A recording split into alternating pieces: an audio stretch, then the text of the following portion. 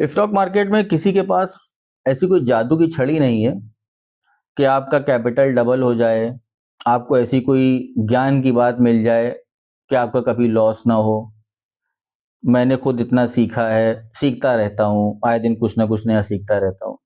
फिर भी मुझे 10 में से 3-4 बार लॉस हो जाता है।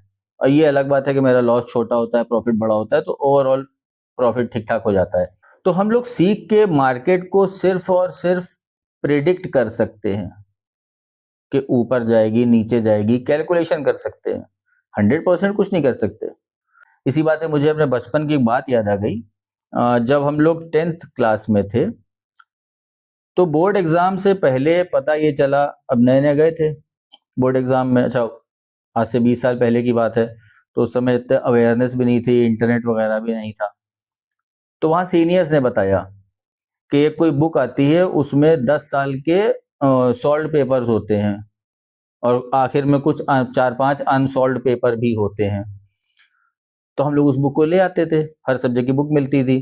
तो मुझे याद है मैं फिजिक्स की बुक लेकर आया था, क्योंकि मुझे फिजिक्स और मैथ्स ये सब बहुत टफ लगता था। और 10 साल के पेपर्स उसको ट्राई किए, उसमें मैंने ये देखा कौन सा टॉपिक इम्पोर्टेंट है जो हर साल पूछा जा रहा है, किस चैप्टर का वेटेज कितना ज़्यादा है, और ये सब तैयारी करने के बाद के किस टॉपिक में ज़्यादा पूछा जा रहा है, किस चैप्टर से ज़्यादा पूछा जा रहा है, कौन से टॉपिक हर साल रिपीट हो रहे हैं, कौन से न्यूमेरिकल हर साल वापस आ रहे हैं, ये सब चीज़ें समझ में आई। तो उन पेपर्स को देख के, और आखिरी में कुछ अनसॉल्व पेपर थे जिनको हमें सॉल्व करना था कि हमारी तैयारी कितनी है। तो यार स्टॉक मार्केट भी घूम फिर के कुछ ऐसी ही है। आप पहले सीखो, यानी पहले क्या करो, अब ऐसा थोड़ी कि वो जो सैंपल पेपर हम ले आए या 10 साल के पेपर हम ले आए तो पहले पढ़ना बैठ गए पेपर, नहीं। सिस्टमेटिक वे समझिए आप। मेरी कोशिश ये रहती है कि मैं आप तक अपनी बात बहुत ही आसान भाषा में पहुंचा सकूं। तो हमने क्या किया, सबसे पहले तो फिजिक्स पढ़ी, यानी सारे चैप्टर्स पहले पढ़े। जो मेन बुक थी हमारी सिलेबस, मुझे याद है कुमार मित्तल की नूतन फिजिक्स चलती थी उस जमाने में। तो पहले तो उस बुक को पढ़ा, यानी पहले सिलेबस पढ़ा।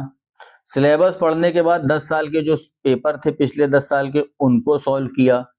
उनको सॉल्व करने के बाद जो अनसॉल्व पेपर थे उस बुक के आखिरी में, उनको किया। फिर स्कूल वालों ने क्या किया, बोर्ड के पहले एक तो प्री बोर्ड होता था, प्री बोर्ड लिया, फिर जाके कहीं हम बोर्ड के लिए तैयार हो पाए।